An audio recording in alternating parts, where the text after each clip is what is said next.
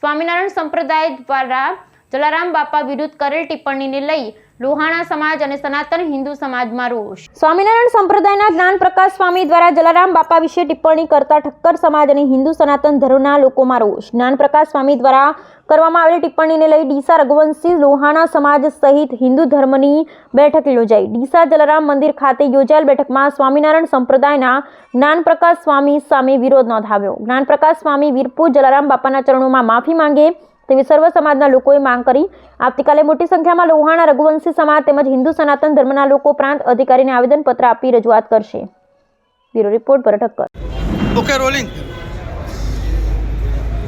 તાજેતરમાં સુરતના અમરોલી ખાતે સ્વામિનારાયણ સંપ્રદાય વડતાલ ફિરકાના જ્ઞાન પ્રકાશ સ્વામીએ પૂજ્ય જલારામ બાપા વિશે થોડી અજુગતી વાતો કરી છે।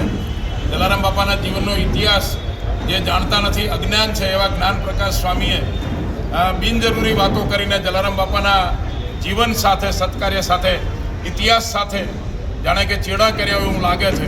ખરેખર આ સ્વામીએ પૂરો અભ્યાસ કરીને વાત કરવી જોઈએ અને આ વાતોથી સમગ્ર ગુજરાતમાં રઘુવંશી લોહાણા સમાજ તો ખરી જ, પણ સમગ્ર સનાતન હિન્દુ સમાજમાં એક જાતનો આક્રોશ છે અને આ આક્રોશને લઈને આવતીકાલે ગુરુવારે ડીસા નગરમાં સૌ સનાતન હિન્દુ સમાજ પ્રેમીઓ, જલારામ પ્રેમીઓ આવેદનપત્ર આપવાના છે।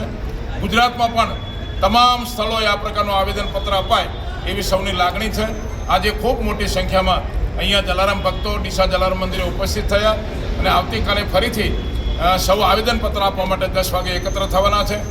જે મિત્રો અહીંયા હાજર રહ્યા એ સૌનો ખૂબ ખૂબ આભાર।